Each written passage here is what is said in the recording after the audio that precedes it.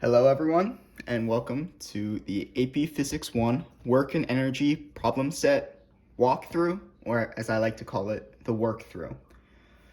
So I'm going to go through every single problem and every single part of the Work and Energy problem set, explain step by step what I did to get to my answer, and rewrite out all my work and the answers on separate sheets of paper so you can follow along. Just real quick, the audio might not be great because I'm recording on my phone and to the side of my face. So if the audio cuts out or is on and off at certain times, just look at the work. Another thing I like to say is, number one, in order to solve these problems, you should be doing them. So I know I'm going to walk through them, but because these concepts are going to be on the test, I highly encourage you to try the problems first. So I would pause the video before the question, write out the problems first. Afterwards, if you get stuck or if you get your own answer, then compare your answer with my answer. And that way you can really work through these problems and you can learn, but still make sure that you're on the right track. And just a disclaimer before we start, I might not be right. All my answers might not be completely accurate. Some of them might be wrong. I know I have checked with both James and Kristen and we've gotten the same answers, but there's a chance that all three of us could have done something and gotten the wrong answer. So if you have a problem where you have really strong work and you really like your answer and you're not sure about ours, I would stick with your answer and see how that turns out. Alrighty, so without further ado, let's get started on this problem set then. So let's start off with, and I'm gonna just move these papers really quick. We'll start off with number 1. So I'm going to put the question number over here. I gotta adjust my chair so it's a bit more comfortable. All right, I'm gonna put the question number over here, this 1. I'm gonna turn this paper just a bit. I know it's a bit sideways for all of you watching, but this is just for my convenience so I can write a bit better here. Okay, so we have question number 1. And I'll put it up on screen right now. You are pulling a box so it moves at increasing speed. Part A, compare the work you need to do to accelerate it from 0 meters per second to speed v to the work needed to accelerate it from v to 2v. Okay, so for this one, there's something that we know here. And this is the kinetic work equation. So if we just do A here, part A. So something that we do know is, and you should memorize this equation. I'm pretty sure it's on the equation sheet, but we know that K equals 1/2 mv squared. So taking that information, if we were to go from 0 to v, so at speed v,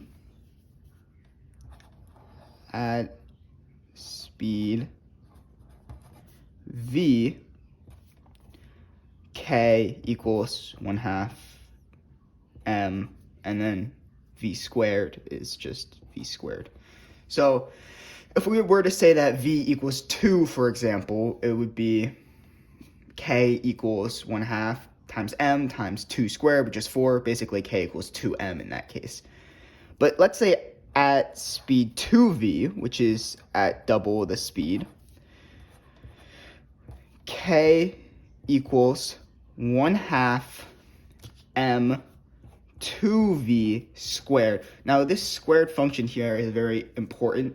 Because it's a squared function, what happens is this 2 is also squared, not just the v. So you end up with K equals 1/2 m 4v squared. This 4 is not here, as you can see. And if we go back to what I was saying before, if we were to say V equals 2 meters per second, let's say, this would be 2 squared, which is 4 times 4, 16 is 8, compared to 8m, compared to the 2m. So obviously, what we can say here is that 4 times more work is required. As you can see, 4 times more work. This is 4 times what you get here. And that's just because of the squared function with the 2v, the unique squared function. So 4 times more work.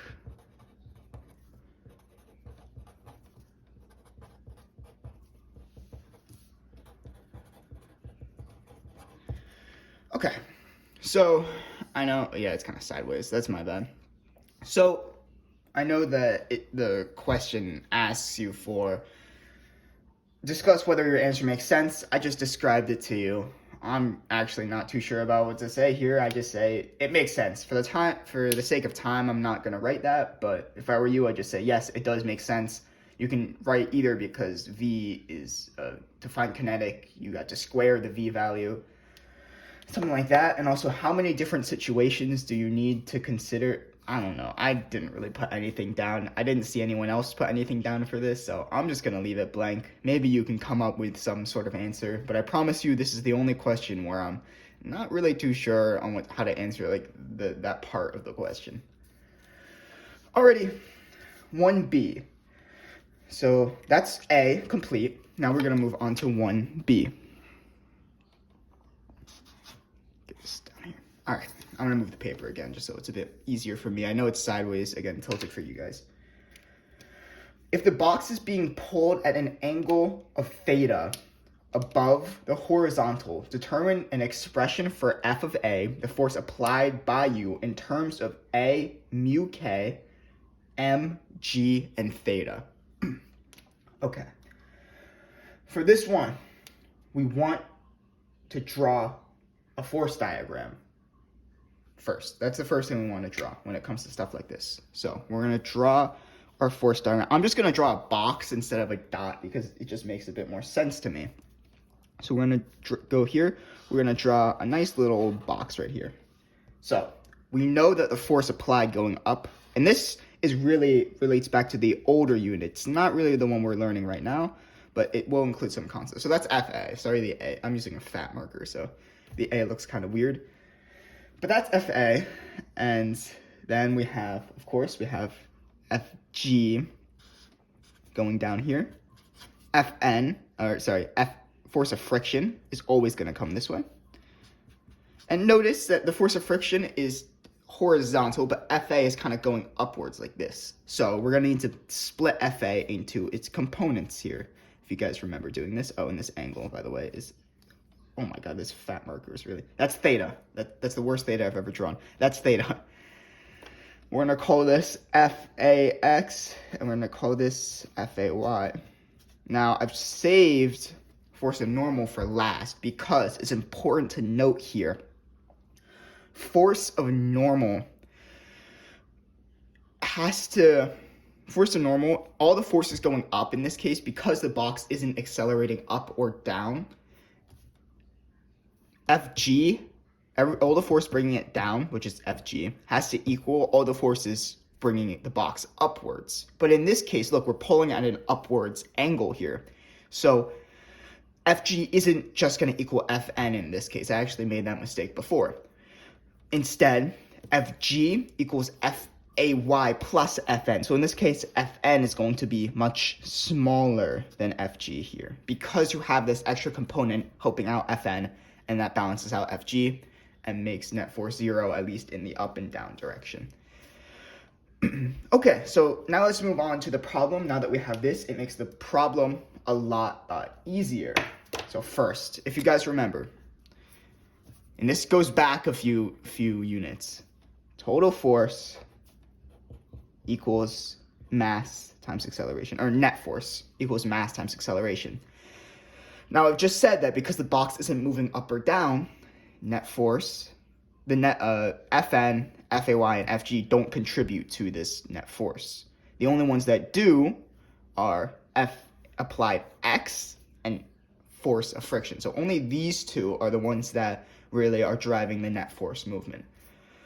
So we can rewrite this as, and again, let me just make a quick note here. Fax, you can calculate it. It's basically just cosine theta of Fa, or Fa cosine theta. And Fay, of course, Fay is just sine theta Fa. Okay, now that we have that, we know that this net force, again, is this, your pull minus the friction. Because if you're pulling it this way, the x component of your pull, and then the friction is resisting that motion. So net force is Fax. I'm just going to write it cosine theta Fa minus force of friction equals mass times acceleration. So now that we have this, keep in mind force of friction equals mu k, because it's moving in this case, Fn. So we're going to have to find what Fn is in order to find what Ff is. So to do that, and I'm going to do it over here now, to find what, the paper spit down. To find what Fn is, we need, well, we know mu k is something that we're gonna have in our variables, but Fn, we need to find what that is. So again, I said that Fg equals Fn plus Fay, or as we said, sine theta Fa. Now that we have this, they're balanced out, right? The box isn't accelerating up or down. We can rewrite Fg as mg equals Fn plus sine theta Fa. And now, if we just solve for Fn, we just subtract this over, we have Fn equals mg minus sine theta Fa. All right, now we can take this that we just got here and plug it straight back in here. So we have cosine theta Fa minus mu k, because again, force of friction can be rewritten as mu k Fn, and we just solve what Fn is down here. Mu k Fn, or in this case, mg minus sine theta Fa equals ma. Okay. What I would do at this point is I would distribute this mu k to each of the terms here.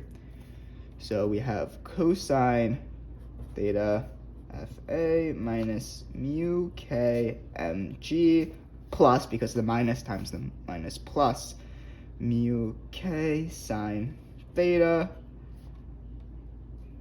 Fa. Okay. Sine theta Fa equals, I forgot this here, equals ma. Okay. Now that we have this, we have two Fa terms. Look here, cosine theta Fa and mu k sine theta Fa.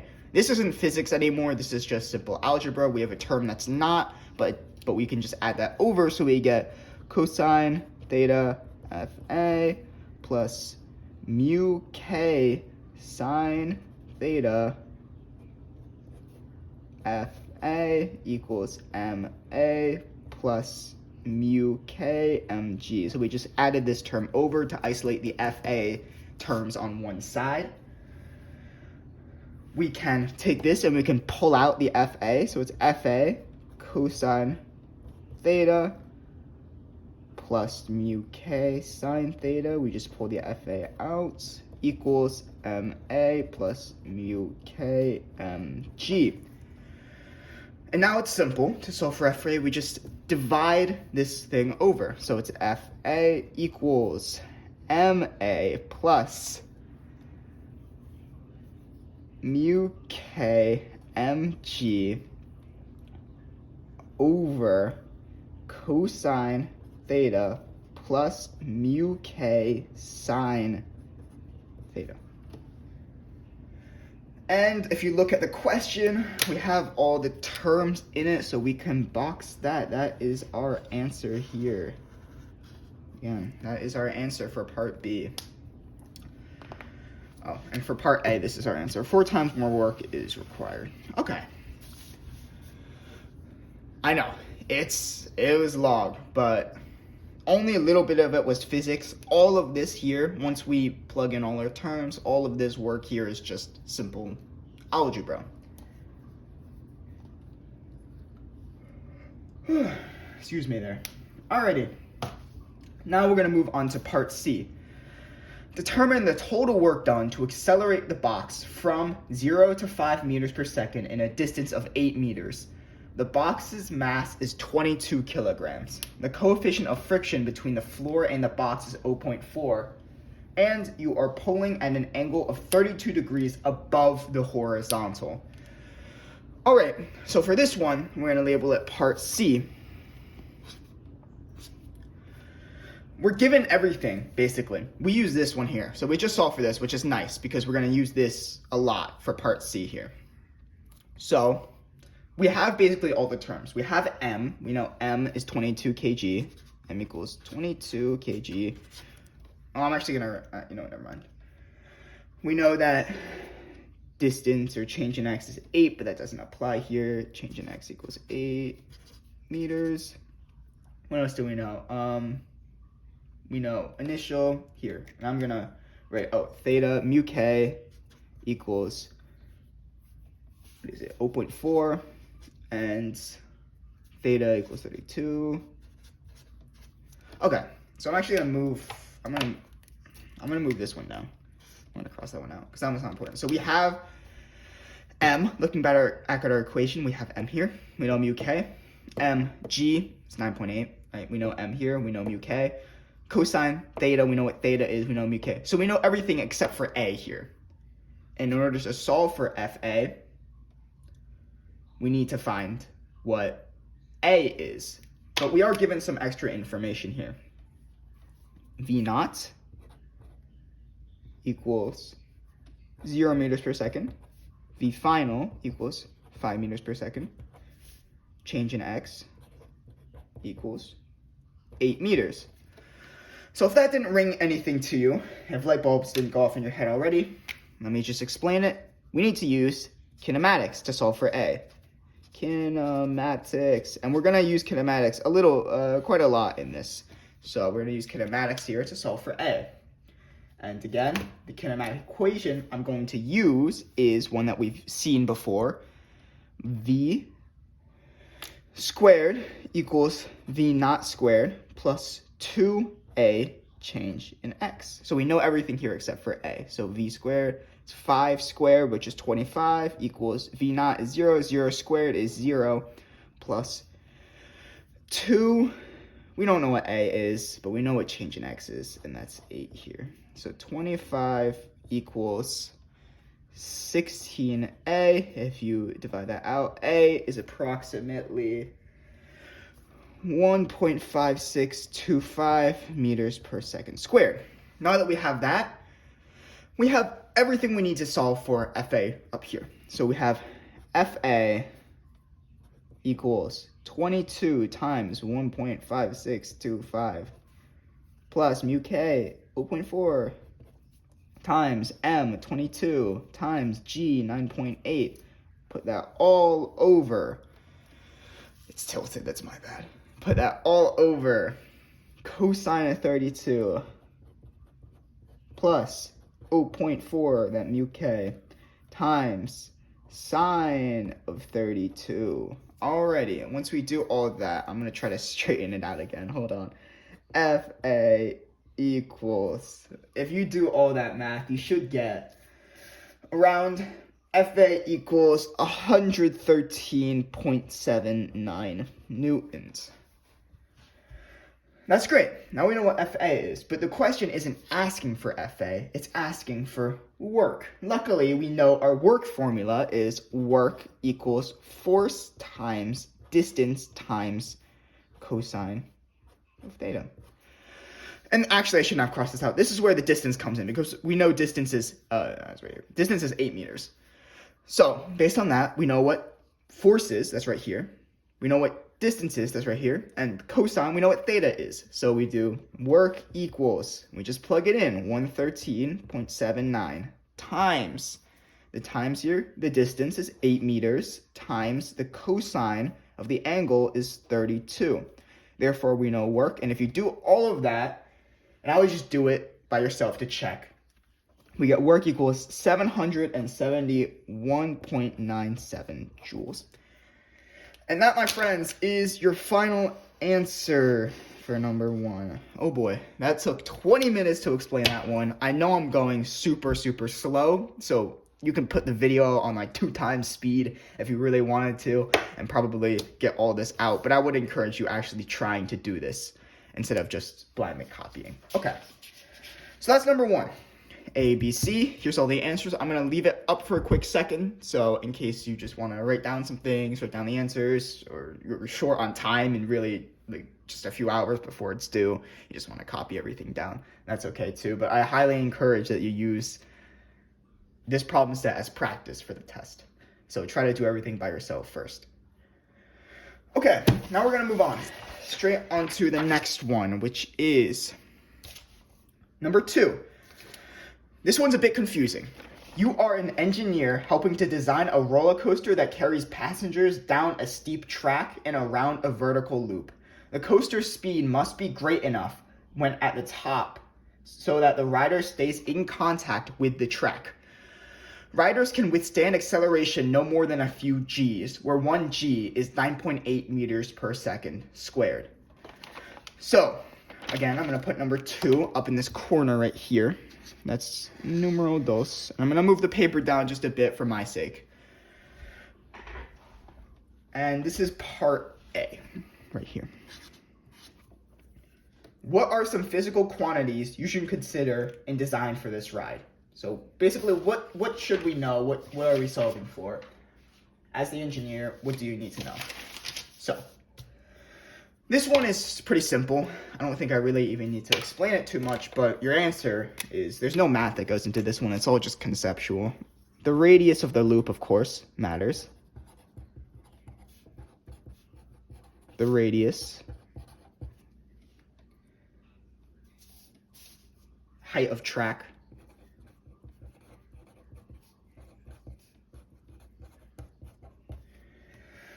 Gravity, that's a pretty important thing. Centripetal force. Because it is a loop, we're going to talk about centripetal force. So we're going to have to go back a unit. And velocity. Velocity of the cart.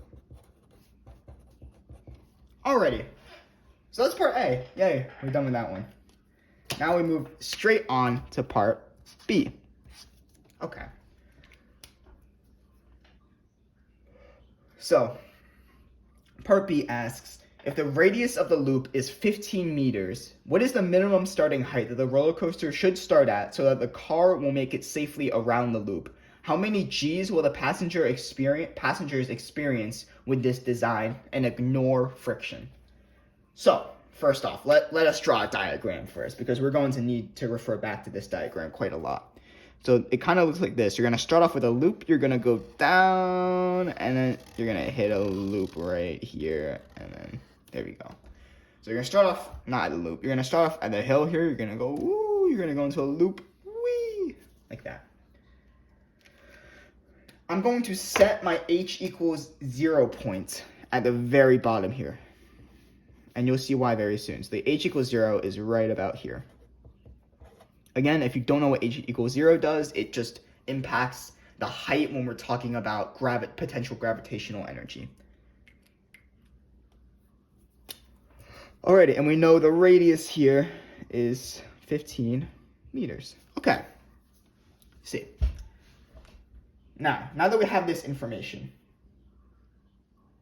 it's asking us, what is the minimum starting height? So what is the minimum H? So part B is asking for H. What is the minimum H that the roller coaster should start at so that the car can make it safely around the loop. So real quick, I'm going to actually split this up into two parts here. This right here, this is, oh, that is not a straight line. This is H. But I'm going to call from here to here, the loop to the top of the loop. I'm going to call it H2. So we have two H's. I just want to specify. I'll call this H1 then. H1 is the one we're trying to find, but in order to find it, we're going to use H2 here. Okay. So now that we're here, in order to find acceleration and how many G's they will experience, first we need to find the minimum starting height. Okay. And this is gonna get a little bit weird. The minimum starting height that the roller coaster should start at. Now, I want to keep this in mind. The question asks for the minimum. And we're gonna have to go back to the previous unit. Do you remember what it talked about on the roller coaster loop, on the loop-de-loop? The minimum. So let's write down our centripetal equations first. So what we do know is that total force centripetal equals mass acceleration centripetal. The radius itself is fixed, so we can't really change that. But what we can change is velocity, and it's asking for the minimum starting height. Starting height will directly impact the velocity. So we want enough velocity, basically. We want enough speed so that these guys can make it around. But we're talking about minimums here. So the least amount of speed needed to make it around here. So in this case, we're going to focus right here on the top section of the loop. So if I just draw a quick thing here, here's the top section. We're going to focus on it when the coaster is right here, because that's the most important part. If you don't make it around here, if you make it around the top here, you're going to fall. You're going to go back down. If you don't make it here, you're going to fall back. But if you make it here, here's the breaking point. If you stop here, it's just going to, boop, you're just going to fall. So you have to make it around here. And at this point, and I'm going to put a point up here, at this point, you have two forces acting on you because there's no friction. You have the force of gravity, of course, but because the track, again, this is the track here, right? This is the track. The track is here. You also have the force of normal. I'm going to put it to the side here, but pretend it's on a dot. Let's say this is the cart. Actually, this is the cart.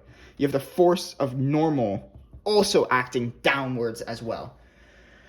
So, total force centripetal. Keep in mind, if this is the center here. Centripetal force is all the forces pointing towards the center of a circle. So it's force of normal plus the force of gravity equals m. And keep in mind AC, if you remember the equations, equals v squared over r. And this was from last unit. So this is the equation that you should have known from last unit. So we can rewrite this as mv squared over r. Okay. And again, I want to start this minimum here. It says minimum. And if you remember, for the minimum speed you need, we're going to set Fn equal to 0. Because if Fn is 0, then it really all depends on force of gravity here. And we need to make sure you're going fast enough so that force of gravity is the only force that's pulling you. That's the minimum. At minimum is force of gravity. But you need enough speed so that this force of gravity can get you around. So we're setting Fn equal to 0. So it's really just Fg, but everyone knows Fg equals mg, or you should know that by this point. Mg, so we can get rid of this because that's equal to 0. Mg equals mv squared over r. And for these three, you can cancel out this. Multiply the r over here. Gr equals v squared. So finally we get v equals square root of gr. Now, we know what g is, and we definitely know what r is. It's given to us. So we can calculate that. The velocity at this point, I'm going to say the velocity at the top specifically, equals the square root of 9.8 times 15. And we get the velocity at the top of the loop is equal to 12.12 meters per second.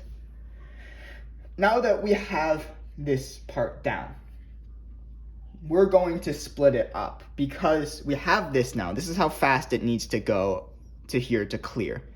We're going to set our next initial right about here. So if this is where we're going, we're going to set, this is the final point now, we're going to set the initial right here. And we're going to use an energy we're going to use the energy stuff. Like remember the LOL charts. So we have the kinetic here, which I'm just going to call kinetic initial. Bring it up here, kinetic initial, the kinetic energy here. And remember, I said H equals 0 here. So there's no gravitational potential because we're at the bottom of the thing. This is 0. If we did have gravitational potential energy, it'd be H equals 0, which makes it 0 anyways.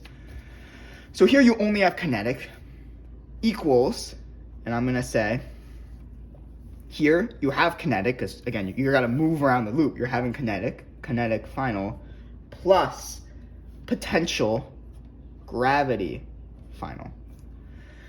And just real quick, I think we know what H2 is. Again, H2 is from the loop to the bottom, to 0 to the top of the loop. And we know R is 15, and it's a loop, so I know I didn't draw it the best, but it's supposed to be a perfect circle. So we know H2 equals the radius, this thing. The radius would also work this way, up plus this. So it's just 15 plus 15 equals 30 meters. So now we just break it up. Remember what kinetic is? Kinetic is 1/2 mv squared. I'm going to say V max actually, because here at the bottom, your velocity is at its maximum because you have all this gravitational potential is now straight transferred. There's no work being done on the system. It's all straight transferred directly into kinetic. So this is where your velocity at the very bottom here at H equals 0, it is maxed out. So we have 1/2 mv max squared equals the kinetic final. Again, same equation, except this is the V at the top. Remember, we're putting our final point here. V top squared plus mgh2.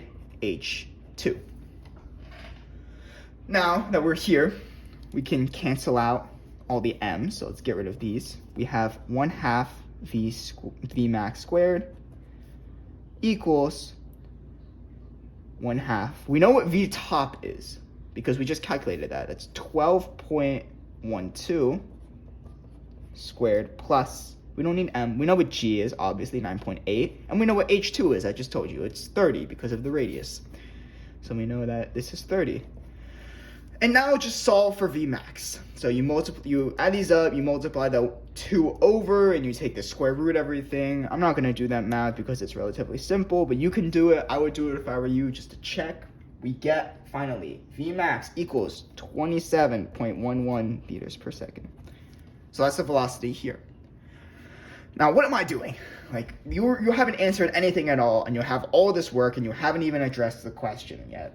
Well, now that we have the velocity here, we could go back to here. So we're going to ignore this point now. It served us well, this one at the top. But we're going to move back here to H1. Now we're going to set this as the final, and this as the original. Keep in mind, at the top here, and I'm going to put that down here. At the top here, there's only gravitational because there's no kinetic yet. So it would just be gravitational potential, I don't know why this is mu, hold up, potential gravity initial, which is this point here, equals kinetic final, and again, that final point is right here. So we can rewrite this as mgh1 h1 equals 1/2 mv max squared. And we cancel out those m's, and I think you can see where this is going.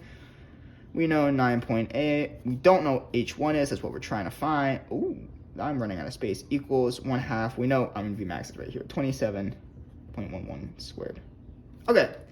I would just do that real quick. And once you do that math, you get H1 equals 37.5 meters. So that, my friends, is one of your answers for this part. But keep in mind, the question doesn't end here. It asks, how many G's will the passengers experience with this design?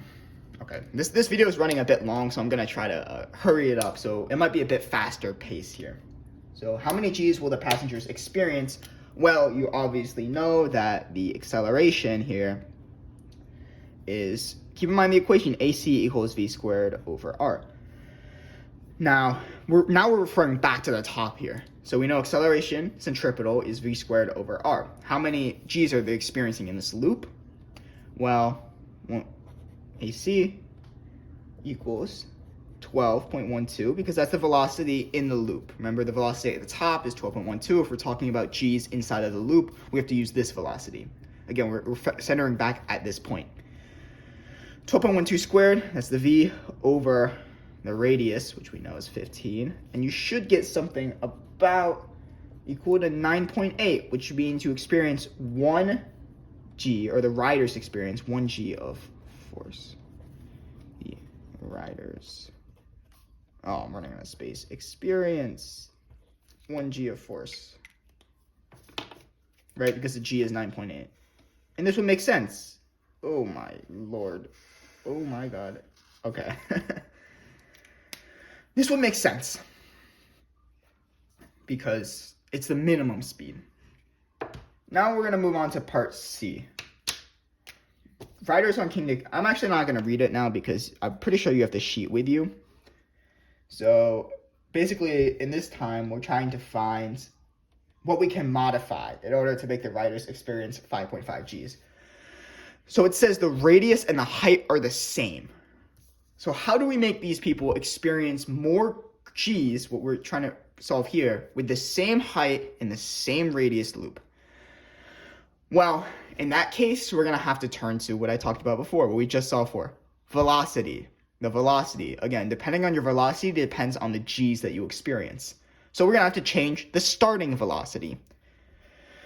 And in order to solve this one, I would actually write just here, we would increase starting velocity to, and I'm going to leave this blank because that's what we're going to find. Okay, so this is what we're trying to find. We need to increase the starting velocity in order to get these guys to go around the loop and experience more G's. So they're already going around the loop with 1 G, but we need to increase starting velocity so that they feel more G's. And to solve this, it's not very difficult. We're going to start off with using what we did right here. Again, this is what we used to solve for G's. So we're just going to sub this in for 5.5. So this was for 1, right? So I'm going to use this marker. We're going to go back to here. AC equals V squared over R. And this is talking about, again, in the loop when you're going down, because we're talking about the G's inside of the loop.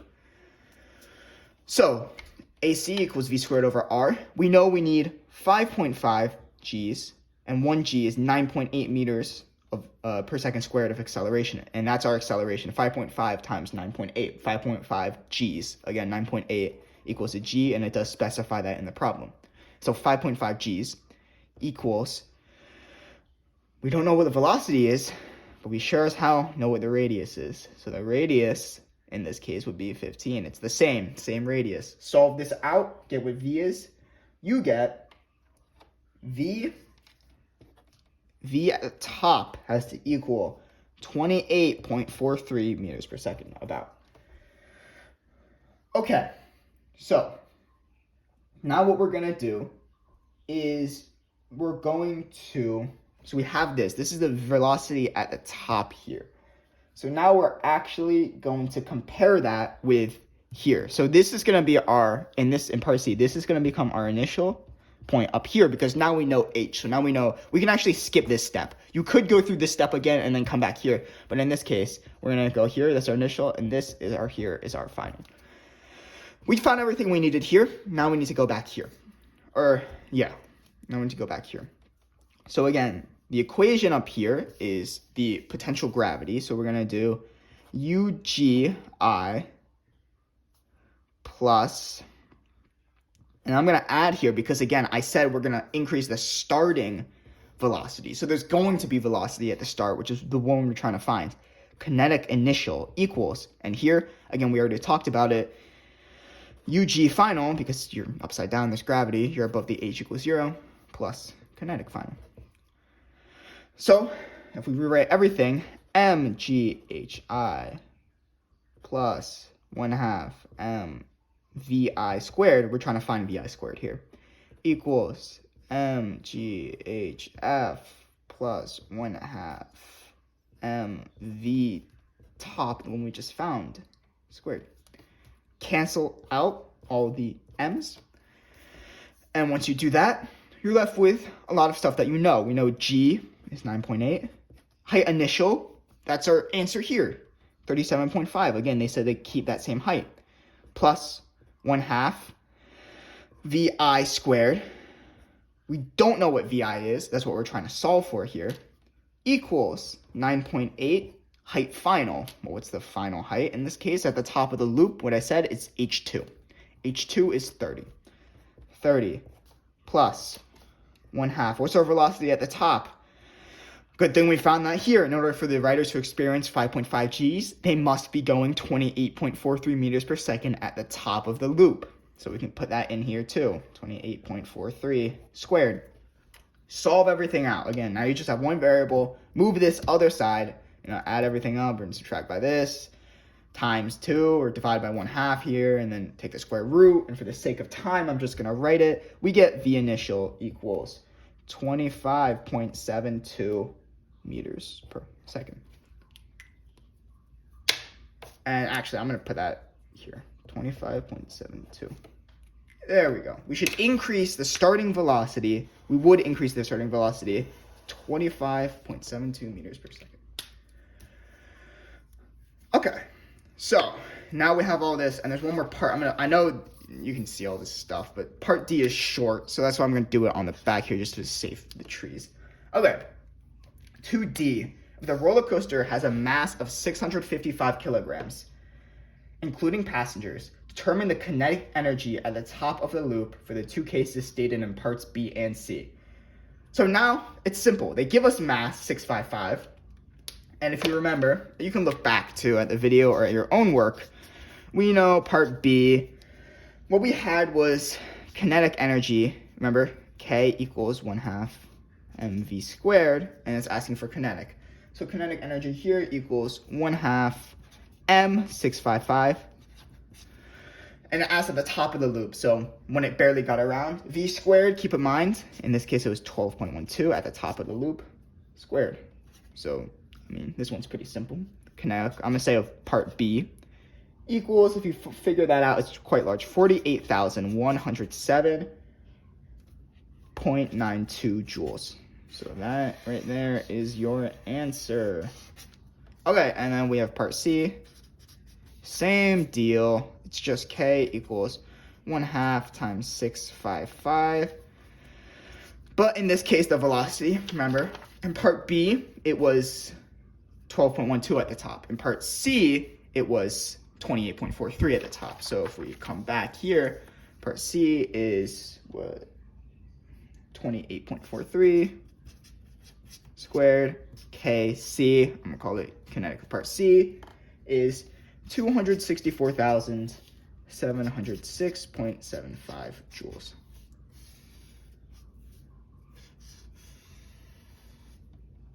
Alrighty. So, that is number 2 done. Not too difficult, was it? Alrighty. Oh, now this kind of messed up here. You can kind of see it bleed through. I would just reverse the video then. Just to, if you want to just copy it down, I would just go through it, look at it, and write it down like that. So, let's move on to question number, same side. Question number 3 that we have right over here. Alrighty, question number 3. A cable lowers a 1,200 kilogram elevator so that the elevator's speed increases from 0 to 4 meters per second in a vertical distance of 6 meters. Okay, I'm going to write it down here. This is question number 3, and we're going on part A. Okay. So, I know the video is kind of long, but again, you can put it in faster speed if you want. You can skip around. I go a bit slower, definitely, to help people understand if they're not getting it.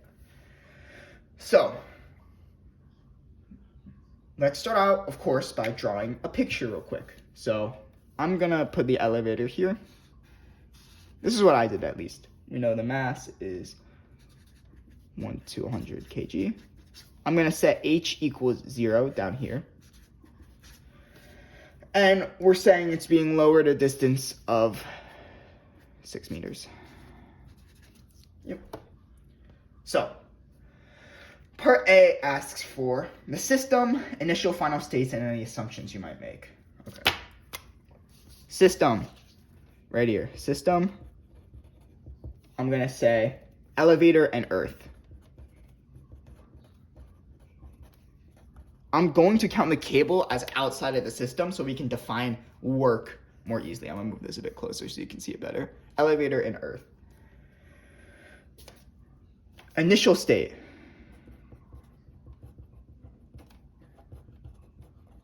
So initial state, I'm going to, and that's when it's up here actually. So it's initial state is going to be up here. Here's the initial. What I'm showing right here is the final state. So initial state is elevator at rest, h equals 6 meters. Final state is what I have drawn right there. Elevator moving at, and it gives us the speed, 4 meters per second. H equals 0 meters. Right, it's right here. We set h equals 0 right at the bottom. And here's the important part, assumptions. Now, what assumptions are we going to make? Well, there's some obvious ones first. First, the elevator is on Earth.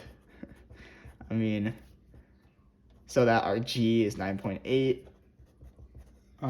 No passengers, because the mass is going to be, should always be 1,200. And also, one important thing, we're going to assume acceleration is constant. Now, if you hear the terms acceleration is constant, you're going to think right back to when I talked about the beautiful little kinematics, which we're going to use coming up pretty soon. But let's not get ahead of ourselves. So that's A. Here are your answers for A. They're kind of next to each other, so I won't use the fat marker. All right, now we're going to go to part B. So part B, the force the cable exerts on the elevator while lowering it. Alrighty. So, we know that we're trying to find, by force, we're going to find work first, because everyone knows work equals force times distance. So if we find work, then we can find force, because we know the distance is 6. So let's find work first, and I'm going to draw my LOL charts, my LOL bar charts right about here. So we're at the top. We start out with potential gravity, right? It's not moving, it's at rest at the top. We're going to say the cable motor is different. So work, it's going to take work out of the system. So this is work. Work is coming out. And then our kinetic final, therefore, will be lower. So, and putting this in terms of what we have here, we can write UGI plus this work equals the kinetic final. And in this case, work is actually going to be negative here, but you'll see, it'll all work out. It'll all work out, okay. We write this, MGH plus work equals, the kinetic final is 1/2 mv squared. Can't cancel out m's, but we know what m is, so it doesn't matter. 1,200 times 9.8 times 6 plus work equals 1/2 times, kinetic final, v final, times 1,200. V final, what we were given is 4 meters per second. 4 squared. Do all the work out, and you get work equals negative 60,960 joules. Now, don't trip up on the negatives here, because we're saying that downward is positive, work is kind of resisting it, so work, of course, is negative. It's acting against the displacement. Because, honestly, it would be faster just to let the elevator just fall due to gravity, but then your elevator is getting crashed, your passengers are all dying, you need work done by the motor to resist that gravitational force. So now we have work, but that's not what the question asks for. So don't box it in. it asks for force, which we can just solve right here. So again, using this equation, we know work equals force times distance. So negative 60,960 equals, in this case, force, what we're trying to find, times distance, 6 meters. You get force equals negative 10,160 newtons. That right there is your final answer. All right. Now we're going to move on to part C. So part C states that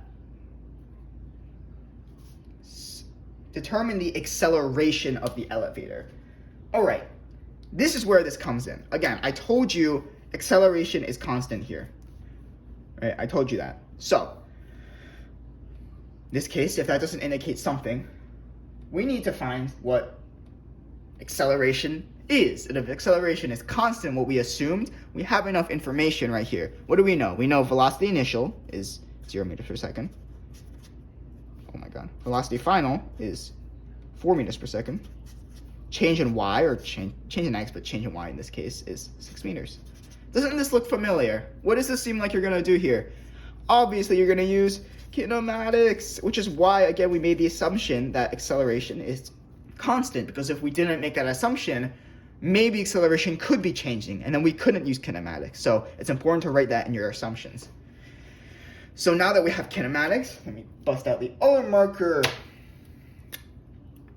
Same equation that we used before. V squared equals V naught squared plus 2a change in y this time, because it's up and down. But it's essentially the same thing. Velocity final. 16, which is 4 squared, equals 0 squared is 0 plus 2a, we don't know, but we do know change in y is 6. So it's 16 equals 12a. We get a equals 1.33 meters per second squared. Don't forget the units on that. And that was nice, simple, and easy. Just a throwback to a few units before. Bam. Alrighty. Part D is the simplest out of all of these, even easier than this. If the process happens over a time of 1.5 seconds, determine the power given by the elevator motor. So, if you guys looked at that last unit, power, or P for short, equals work over time. Now, isn't this simple? Because right here, we're going to actually come back to this one right here. We have work here, negative 60,960. We know time. They gave us it. It's 1.5 seconds. So it's negative 60,960 over time. 1.5 seconds. Or, yes, 1.5 seconds. So, in that case, we just divide it out. I don't know what to tell you. It's super simple. It equals negative 40,690. The unit here is watts. Okay. I did that all in thick marker, so that's your answer. And that's 3. 3 was very nice, very simple, very quick. I like that. Okay, so that's halfway point, and it's almost been an hour. Jesus, I did not know this was going that slowly. So let's move straight on to number 4. I'm going to take a quick water break real quick. If you all are with me, congrats. I hope you've been trying to do this by yourself. I know if you're in a bit of a time crunch, you might be skipping around. Again, that's fine. You'll probably skip this section if I'm being honest. So, I mean, let me shout out some of the boys here if you're still listening and not just skipping around. Shout out my boy Ahmed.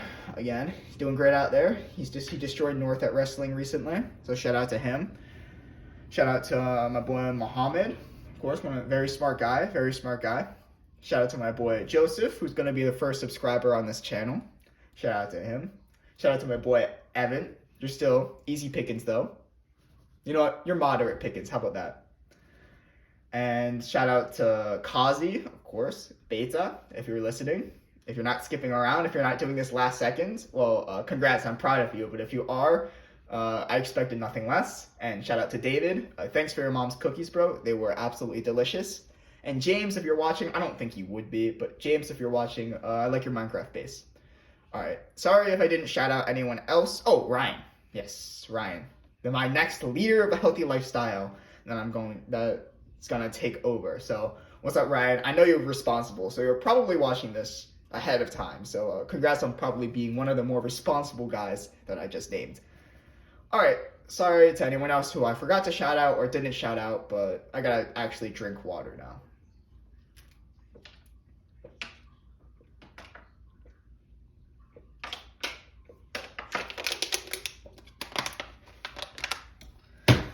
All right, halfway point. Let's move on to number 4. Alrighty, so for number 4, a 1,600 kilogram car smashes into a sled and stops. The force that the sled exerts on the car as a function of the position at the car center is shown on the graph below. So the graph is going to be very important. So I'm actually going to put the, oh snap, what is going on here? Okay, sorry about that. The camera got up tilted.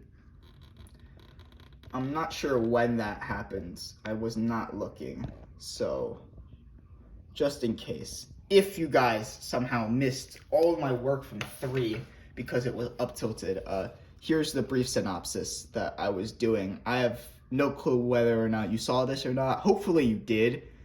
I should check the camera more, but again, here it is. If you didn't see it, you can just copy this down and just, I guess, take a picture of it and listen to me explain it. Sorry about that, if that did happen. I'm not sure. I'll have to look at it post-recording. Okay, so, dang, that's my camera angle. Okay, so we're gonna need to look at this graph right here. So I'm gonna put it right next to it. So, part A, how fast was the car traveling just before hitting the shed? So actually 4 is short, relatively short, and relatively simple. So it's a good step in after the halftime.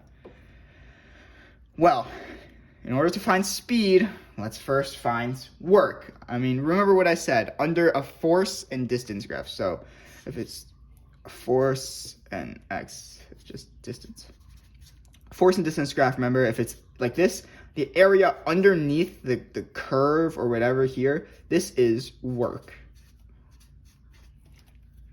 So the area underneath a force and distance graph is work. Lucky for us, this happens to be a force and distance graph. So this is perfect for us. So if you look here, and here's where people get tripped up. If you look here, you could say, oh, distance has to be 8 because starting from 0 and going for 8. And you would be wrong. Stop. That's wrong. Okay. Keep in mind, look. The distance where you hit the shed, yes, is from 0 to 8. But you have to keep in mind, this corner you see here, it's kind of hard to see. This corner right here, if you take this and put it here, it's going to be equal. If you take this and put it here, it's going to be equal. So I think of it, ignore these 2 tiny little like curve things here. Just ignore them for now and straight up just put it up, up, up. Just a flat box from 1 to 7. That's how I would think of it. Because, I mean, this quarter could replace that one if you take this one and like cut it off and you would post it here and it would work. So it's just think of it as a flat box from 1 to 7.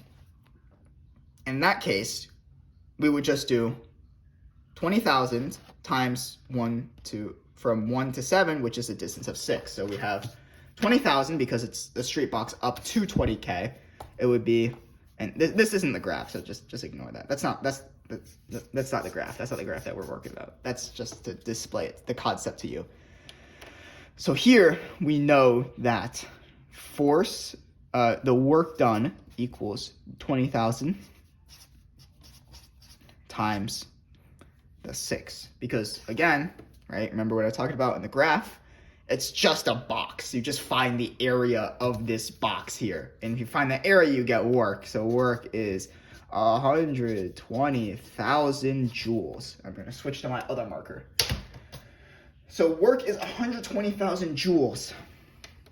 But here's some other things. We know it hits the shed and stops. So since we're assuming it's a flat plane here, we're assuming there's no like super long line.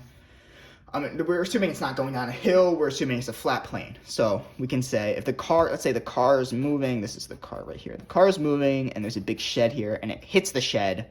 Here's the floor, hits the shed, and then once it breaks the shed, it comes to like a stop here. So the car is stopped and the car is moving here. So using common sense, we know that the kinetic initial of the moving here, the kinetic initial plus, or actually, no, this would be minus the work, basically. But it's plus negative work, basically. So I'm going to put minus the work equals 0, because there's 0 joules. It's stopped here. It's at rest. There's no gravity because h is 0 is here. So it just stops. It stops completely. So whatever this was minus the work is here. So we have kinetic initial, which we can rewrite as 1/2 mv squared minus 120,000 equals 0. Now we know what the mass is, and we can add this. So it'd be one. Let's add it over, and we know what mass is. The mass is given to us. It's a 1,600 kilogram car. V squared equals, we add this over, 120,000. All right, now we just solve, and you'll get V equals 12.25 meters per second if you solve that out using the math. So let's take that and let us box that in right here. That is your answer right there. V equals 12.25 meters per second. Alrighty, now let's move on to B. So that's part A done already. B says, suppose the car was traveling with twice the speed and was stopped in the same manner in the same distance, only now by a more solidly constructed shed. Of the two situations, which rider experiences a greater force? Okay, remember what I said, and this ties all the way back to what I did for number 1. Kinetic is, this V is a squared function. So if you're gonna move in the same amount of distance, this 6 meters, this 6 from 1 to 7 is 6 meters. 6 meters, and you're gonna do the same stop, but the only thing that changes is your kinetic. Again, I'm gonna write it out again because it's so important. Kinetic equals 1/2 mv squared. This v is squared. If you double your velocity here, you're going to double your velocity. So if you do k equals 1/2 m 2v squared, you're gonna get k equals 1/2 m 4v squared. It's 4 times as much as this. This, your new kinetic energy is 4 times as much. Therefore, because your kinetic is 4 times as much, if we go back here and do kinetic initial 2 minus work 2 equals 0, basically, if we plug in everything, we're gonna find that let's actually solve this out real quick. So I did not do this originally, but if it stops over 6 meters, we know that 0.5 times, we know the mass is, so, so we know 1/2 mv squared minus work 2 equals 0. And I guess we'll start for work 2 here. So 1/2 mv squared is 1/2 times 1,600. V squared is now, the V2 squared, and V2 is just 2V. It's double the velocity, so it's just 24.5 squared. And we got that from doubling V. That's our new one. Why am I drawing this so crooked? I'm sorry about that. Minus work 2 equals 0. If we solve this out, we get work 2 equals 480,000 joules. That is 4 times more than the original work. Again, this work here was 120K. This work here is 480K. So, of course, if we put this into the work equals force times distance, distance is the same. Of course, the force put back on the rider will be greater because the work is greater and the distance remains the same. So here we can say that the rider experiences a greater force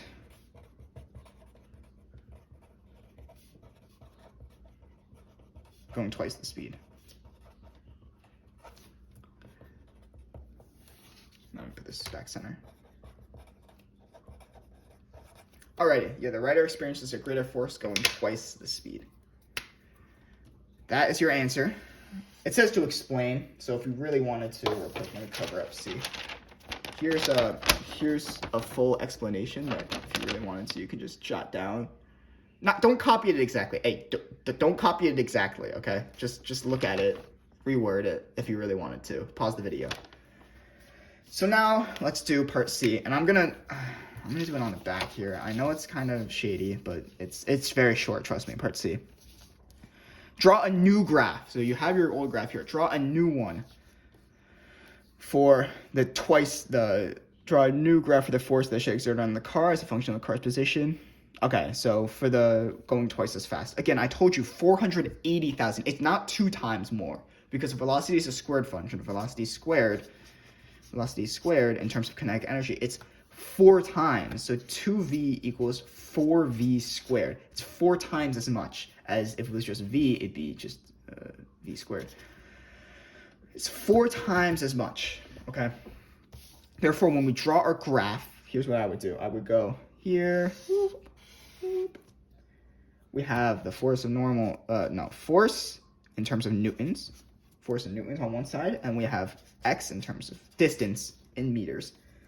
I'm going to start with the 0, 0 points right here, and we're going to go 1, 2, 3, 4, 5, 6, 7, 8, and then up here, I'm going to jump by scales of 20,000. So I'm just write K, but if I were you, I'd write out 1,000, 40K, 60K, 80K, okay, 4 times. So our old graph, and I'm going to do this in pencil real quick. Our old graph looked somewhat like this. So you go over here. Okay, this was our old graph here. We don't want this. This isn't, our new graph is 4 times as much. So we're going to go here, we're going to start here, and we're going to go all the way up to 80,000 joules, which we did calculate, if you guys remember. 80,000. Then we're going to slope back down to 7, and we're going to go like this. This is our new graph. So look, this was the old graph here. This is the new graph. And if you calculate it, 80,000 times the 6 meters, because again, take these corners and put them up here, over the 6 meters that we travel, you will get 480,000, oh my god, 480,000 joules that we saw before. So yes, this is your new graph. Okay, see, I told you 4 was not bad. It was relatively quick, relatively simple. Let us move on to number 5. We're almost done. 5's not difficult. It's just a tad bit lengthy. So let's go to number 5. And I'm excited for this to get done. I gotta shovel snow after this, but then I can hop on Minecraft. So I'm pretty excited for this. All right. So number 5, and I'm gonna bring it back over here so I can center this one again. Your apartment has a balcony that overlooks a pond. You attach a 16-meter long rope to the limb of a tall tree beside the pond and pull it to the balcony so that it makes an angle of 53 degrees from the vertical. You hold the rope while standing on the balcony and then swing down. How fast are you moving at the lowest point in your swing? Okay, so before we do anything, let's draw a graph here because this is quite confusing. So we're going to draw the balcony here. I'm going to say the pond is down here. Okay, balcony's here, the pond is there. You, person, right here. This is you, okay? You're swinging on a 16-meter rope. This is your rope, 16 meters. And at a 53-degree angle. So it looks something like this. 53 degrees from the vertical, 16, and you're gonna swing. So part A asks, how fast are you moving at the lowest point in your swing? Now, where is the lowest point? The lowest point is here, of course, at the bottom. So if we bring out A over here, the lowest point, your person would be right about here. I guess I can draw like this. This is the lowest point, and here's the 16, straight up and down, and we're gonna set h equals 0 here. Okay, so we set where h equals 0 is, but now we need to know the height, because yes, this is 0, but you started from here. So in order to find how fast you're going, this is the initial and this is the final, but it doesn't help if we don't know h. So that's exactly what we're going to solve for here. And I'm going to crack out my other pen. Alrighty, so you have 16 here.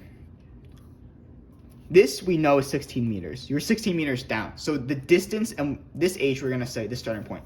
How much lower have you fallen? What is from here to here, here to here? How much is this distance? Is what we're trying to find right now. Well, we can use right here. We can find if we go like this, we can find this. We call this like vine x initial. Vine x initial. So length. Oh, this looks like velocity. Lx initial. The length of the initial. That's the y. What am I talking about? Sorry. Ly initial. Yes, the original height of the vine where you were at from the top.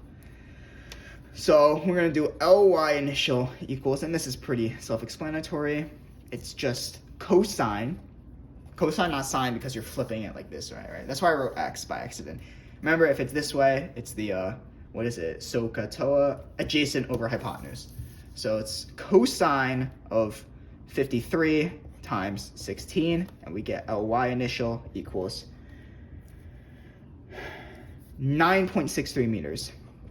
So this is 9.63, but he's 16 meters at the lowest point. This person is 16 meters below because the rope is 16 meters.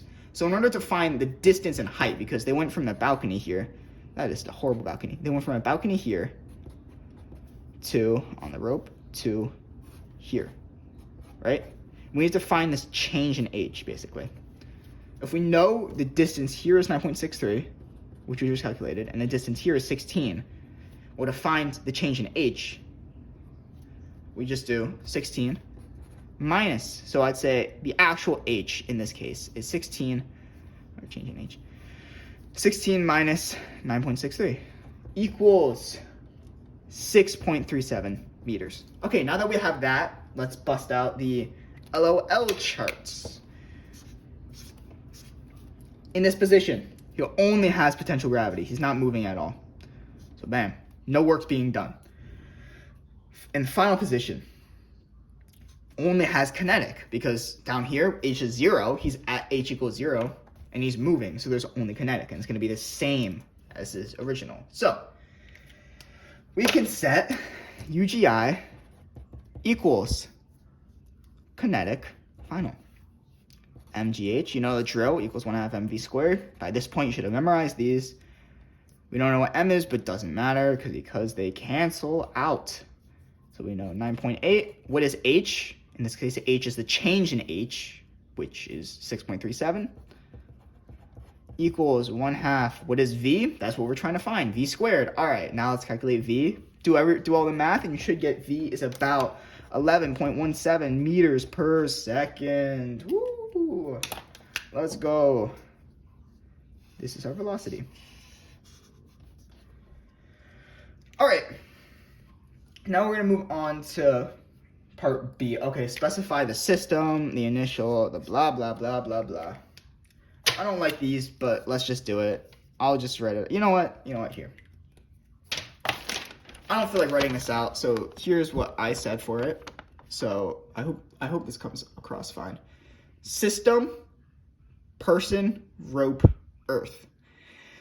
Initial state, we're on the balcony at rest. 6.37 meters above the lowest point in the swing. So we're on the balcony, right here, at rest, 6.37 meters above the lowest point. That 6.37, again, is the h we calculated.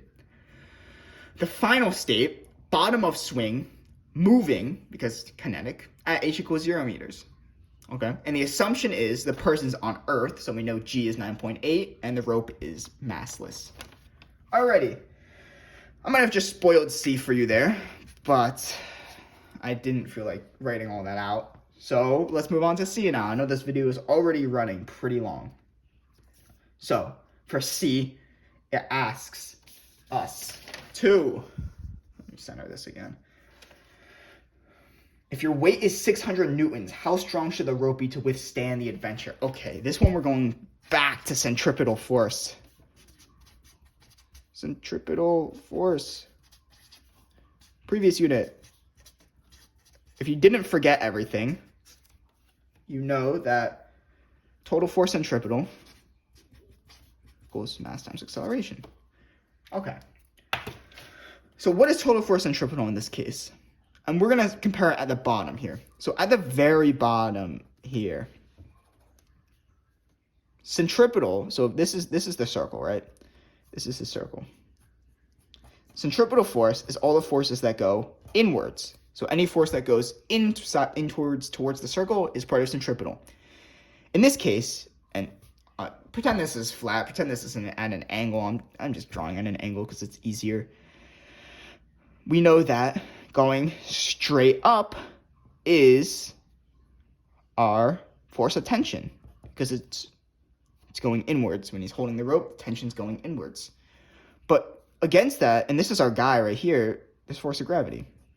So force of gravity is going against it. So the force centripetal is the force of tension minus this force of gravity coming outwards. Because the force of tension is going inwards with the centripetal, the force of gravity is going the opposite direction, going against the centripetal. Equals mass, and I'm going to put AC here specifically. Keep in mind, what is AC? AC equals V squared over R. So, we rewrite AC as V squared over R. Right there.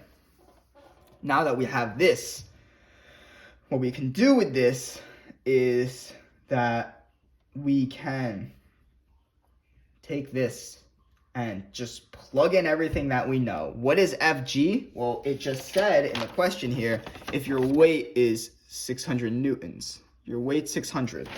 So, Ft minus 600 equals mass. Okay, first we need to find mass. So we know your weight is 600 equals Fg, but 600, Fg is mg, right? Fg equals mg. So 600 equals mg. We know what g is because we said you're on Earth, 9.8. So your mass is about 61.22 kilograms. That's your mass. So let's put that right back in, 61.22. Velocity, good thing we calculated that, 11.17 squared. Over the radius, 16, right? The rope, and the rope is 16 because it's centripetal. Again, I want to specify. It is centripetal because when you're swinging on the rope, let me demonstrate that somewhere a bit better. Okay. I'm going to do it here on the previous question. On number 2. This is number 2, by the way. So just actually, never mind. You know what? I'm gonna use a blank sheet of paper that I haven't used yet. Okay. So I want you to keep something in mind. When you're swinging, ignore the horse drawing. Okay. When you're swinging on a rope, okay? You're swinging on the rope. It's gonna be, you're here and you're here, right? This is your person. Whee! Okay. Swing on the rope. Technically, if you were to swing forever, you go in a perfect, oh, that kind of hits the top. You go in a circle. Just pretend that extends more. Okay. You generally go in a circle. You go like, wee, wee, wee.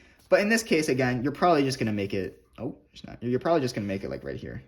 If we're at max, if we're being honest. But you're still going in a circle direction. In the problem, we're just talking about you're down here because it makes sense. But again, this is a circle, right? You're going in a circle. The swing is based on a circle. If the radius is 16, that means the radius here is also 16. So, again, the radius of the circle is 16 because the vine's 16 meters. And if you go up here, the radius is still going to be 16. You're just swinging the full circle. So this is why it's circle, and this is why we can use centripetal force stuff. That's the reason why. All right. So, now that we have that, let us talk about the problem. Yes, we were not done with this. R, radius, again, coming back. We're coming back now. Radius is 16, like I just said. And again, in the problem, the 16-meter rope, this is the radius. You add this to the other side to solve everything. You should get force of tension equals 1,077.43 newtons. And go ahead, get your thing out, and just go around it like this.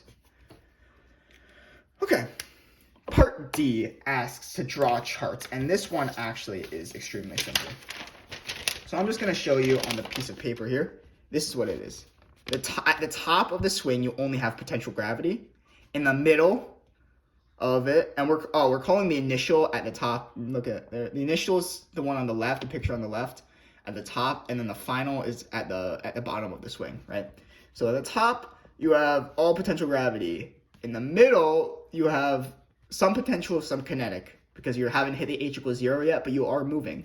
At the bottom, it is all kinetic. There's no work being done. Okay. So let's move on to the final part then, E. And that was part D that I just showed you. So you could just copy that down. So this one is very, very interesting. Part E asks you, if you let go of the rope at the lowest point in your swing and you're 4 meters above the water at that point. So let's say you're here, you let go of the rope and you're 4 meters above the water, above this pond right here. You can see that. Yes, okay. They're 4 meters above the pond right there. What is your horizontal displacement from the balcony? So you're going this way. And keep in mind, at the bottom of your swing, right? You just let go. This is the rope, right? The 16-meter rope. You're just at the bottom here and you just let go. There's no Y. You're just going to go like, if you're here, you're just going to go like, wee. You're going to go directly horizontal once you let go of that. So here, you're directly going, your velocity in the x direction is equal to this, 11.17. Because you're just going to go horizontal. That means your Vy initial equals 0 meters per second. Because you're not going down like this. Initially, you're just going straight. So it's just going to be gravity that carries you down. And in that case, we know the acceleration of the y is 9.8 because it's gravity. Right? Gravity is just going to bring you down. And we also know that your change in y, you're going to fall 4 meters. Now, there's something looking like a pattern here. We have Vy initial, Ay, change in y, Vx. We're going to use, say it with me, the good old kinematics to solve this one. I spelled that wrong. Kinematics to solve this one. So we want to find change in x. Change in x is what we're trying to find. But again, change in x can be written as Vxt. And that's from kinematics, if you don't remember. But what is t? We know what V of x is, but we don't know what t is. So we're going to have to solve for t using the y. So I'm going to use this equation. Change in y equals V naught t plus 1/2 at squared. We know what change in y is. That's 4. V naught y, or Vy naught, there we go. Vy naught is 0 times t, so it's just 0, plus 1/2, a is 9.8, t squared. Now you can actually solve this. So if you bring everything over, you would get 4 equals 4.9 t squared. Solve that, you get t equals 0.9035 seconds. Great. That's t. Now we bring t over. So change in x equals V of x, 11.17 times 0.9035. And you get 10.09 meters. Now you might be tempted. Hold on. Don't do nothing yet. That's a big warning sign right here. Big warning sign. You might be tempted to box this in, but this isn't your final answer because the question asks you from the balcony. This is the distance you go from the bottom of your swing. You move 10.09 meters. From the balcony, though, you have to find this value, which is why I kept this line here this whole time. This is the length yx. Basically, how much you travel from here to here, and how do we find that? Well, how do we find length y initial? How do we find the length y? No, what am I talking about? The length x initial. Yes, that's what it is. Not length yx. What the hell? All right, length x initial is this line here. How do we find the length y initial? We found the length y initial by finding, if we flip it here, the cosine of 53. So to find the length x initial, we would use the sine 53 times 16. So length x initial equals sine of 53 times 16. And I still have to do that. Hold on. Sine of 53 times 16.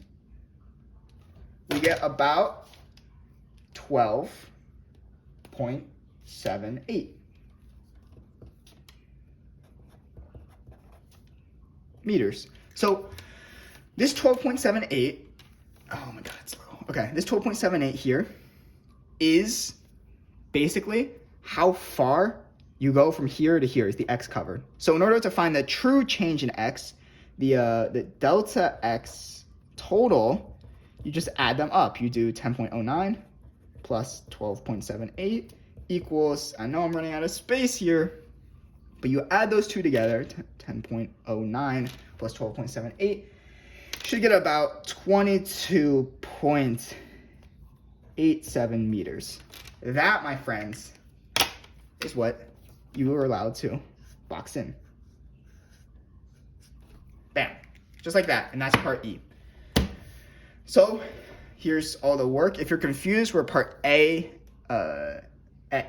you're confused where part B and D is, if you're just skipping around, you'll be surprised to learn that they're on the other sheet. And at the end, I'm actually going to show you everything on this sheet, just so you can, if you're in a time crunch, you can quickly get everything down. Okay. Finally, it's been an hour and a half at this point. We're going to move on to the final question. Number 6. Number 6. You're designing a new bungee jump system for beginners. An 80-kilogram cart, including passengers, is to start at rest near the top of a 30-degree incline. Okay, blah, blah, blah. Let's draw the graph for this one. So, the graph for this one's going to look like this. You're going to have this here. You have a 30-degree incline. 30 degrees. And you have a cart here. Cart here with a spring attached to a pole. So let's extend this. Okay, so there's the spring, there's the cart, and it travels 40 meters. I'm gonna put here to here, 40 meters before coming to a stop. And I'm gonna put this as h equals 0 down here. So, and the mass of the cart is what is it? The mass of the cart is 80 kilograms. Okay, so now that we have the diagram, let's look at part A. What is the spring constant? Again, spring constant is K. So let's pull out the LOL charts. Let's set the initial and final. Initial, I'm gonna say, is way up here, where it's at rest. It says it's at rest, so it's only potential gravity. Final, I'm gonna say when the spring is hyperextended, when the car's at the very bottom, where h equals 0 at the 40 meters, it's not gonna move. So the final is just potential spring. It's all spring energy. It's not moving. It's at h equals 0. There's no gravity. It's just spring. So this can be rewritten as, I'm gonna actually write this, UG, and there's no work being done, so UG equals US, or MGH equals 1/2 KX squared. Now we don't know what this H is, so let's go solve that right now. Again, this is what we're trying to find, H right here. So if H is here, this is a perfect triangle. We know what X is. X is this 40.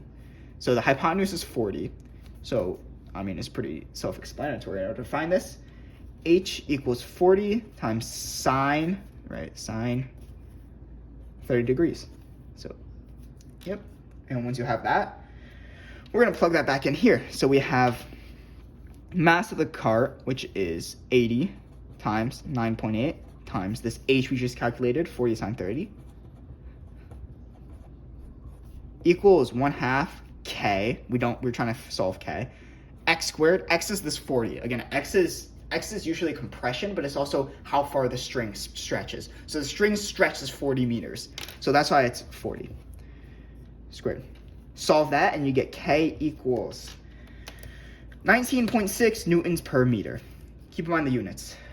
Alrighty, let's box that in. Yes. Sure, you're all pretty tired right now. Let's keep going. We're almost, oh shit, I shouldn't have done that. We're almost done. Now we're gonna move straight on to part B. Part B says, what is the expression for the velocity of the jumper in terms of the distance traveled down the hill? Change in x, g, m, and k. Okay, velocity. When it says velocity, that indicates kinetic energy. So we're gonna need k in here somewhere. But here's the thing though. When our initial state was here, it was fine. But when our final state's at the bottom, we only have spring, right? It's only spring. So we're going to have to set our new point, our new final point is gonna not be here. It's not here. It's gonna be somewhere about here. So this is gonna be our final point. This is gonna be our final. So, taking that information, we know that we're gonna start off in the same way, okay? UG initial, same point up here, this point up here. UG initial equals, and what is this final point here? Where am I here? Well, I have kinetic because I'm moving. I have some spring because the spring's kind of stretching. And finally, I still have gravitational because I'm not at my H. This is my H equals 0 here. I'm still moving. I'm still moving. There's spring and I'm still above the H equals 0. So I still have a bit of gravitational. Bear with me. This is where it gets a tad bit complex. So we're going to keep variables here.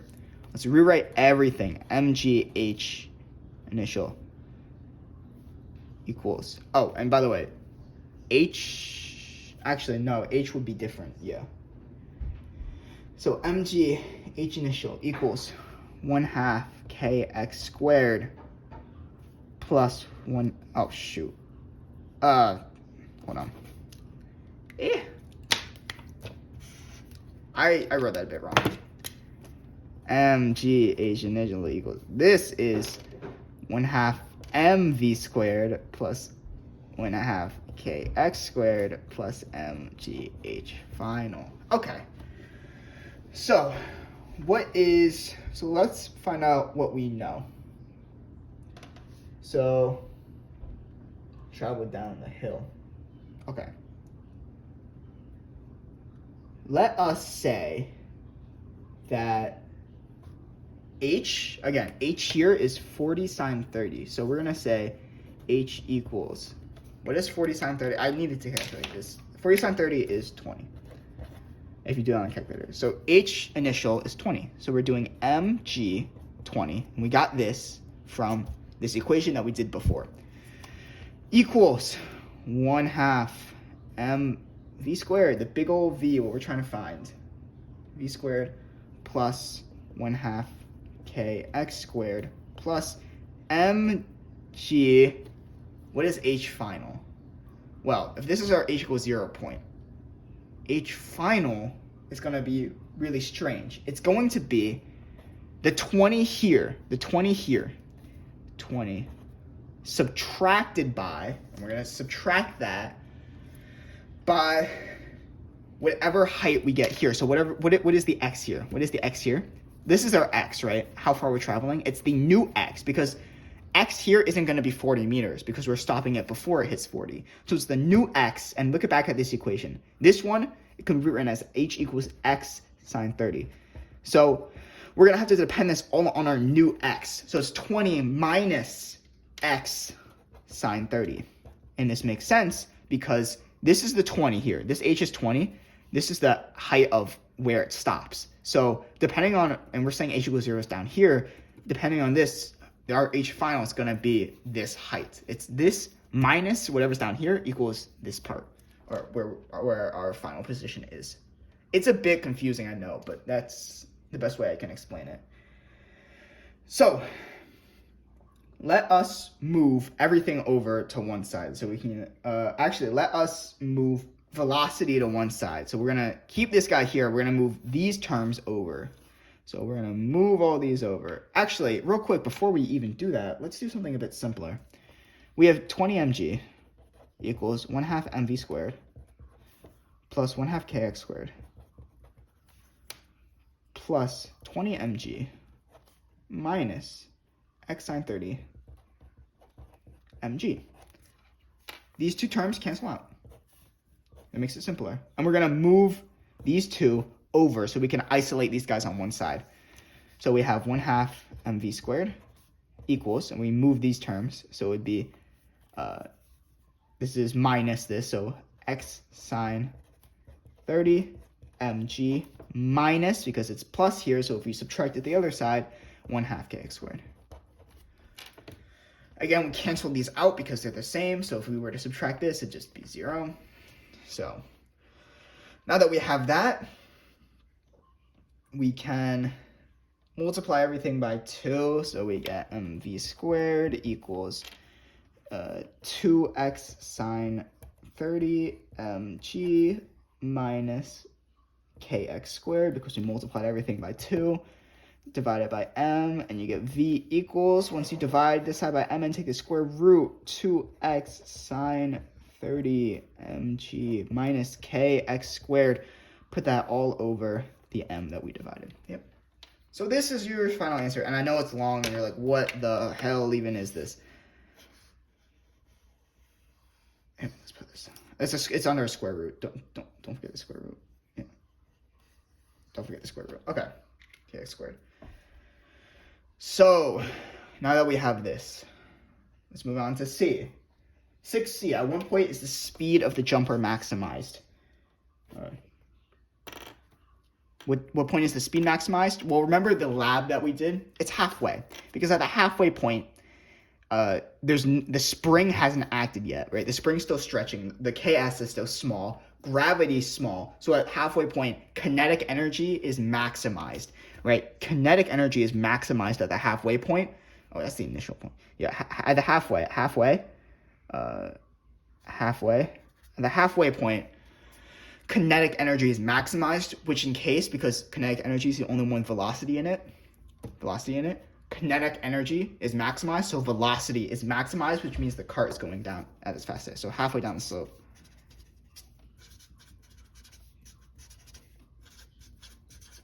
You can say at x equals 20 meters. X equals 20 meters. That's your answer for C. Okay, so for part D, it asks us, calculate the max speed of the jumper. So for part D, calculate the max speed of the jumper. This one's super simple. We just said x equals 20. So we take what we have, x equals 20, the mass equals 80, and we plug it right back into this one. So it would be v equals the square root of 2 times 20, which we just said is the max, sine 30, 80 times 9.8, minus the k we calculated is 19.6. X, again, is 20 squared, which we said was at its max speed, all over, what is m? 80. Grind all that math out, and you will get velocity equals approximately 9.9 meters per second. Take that. This is your max velocity. Finally, the last part. I know you've been waiting for this one. 1 hour, basically 40 minutes into the video. Part E. At what point is the acceleration of the jumper maximized? Justify your answer. So, I wasn't actually too sure how to solve this, but Kristen helped me figure it out. You want to draw a velocity. Oh, this is going to be so tilted because I don't have space. You want to draw a velocity and a distance graph. So this is velocity, and this is distance in meters, okay? Velocity versus distance, right? At 20, so I'm going to put 0 here.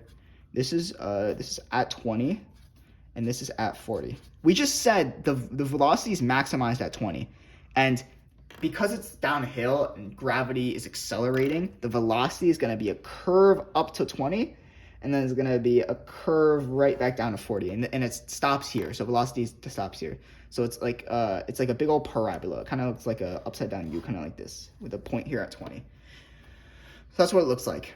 Acceleration is the derivative, or Yeah, acceleration is the derivative of velocity, but basically what that means is acceleration is the slope of velocity. Acceleration is the instantaneous slope of velocity. And when is the slope of velocity the greatest? When is slope of velocity the greatest positive value? Well, obviously, it wouldn't be here. At the top here, it's like this. It's flat. It's like basically almost zero. It is zero at this point, actually. If it's here, it's like, I don't know, like pretty slow. But it's maximized right here at the start. So if we draw it again here, velocity is maximized at this point because its slope is very high, which means acceleration is at its max here. Because of the slope, acceleration is maximized at this point. So it's at the start. Alrighty, and that is really it. So thank you guys for watching this video. Sorry it took so long. Here is all of my work if you just want to pause it. Again, this is actually all what we did. This is just the problem set work out in its entirety. So you can pause the video here, get a good look at that. Here's the back of it. Here's all the work I did in case it's a bit neater and you understand it a bit better. And also here, again, I usually would send this in pictures, but here I'm going to switch it to a video. Kind of something like this. Alrighty. So I hope you guys definitely enjoyed this video, and I hope it was very helpful. I will see you guys later.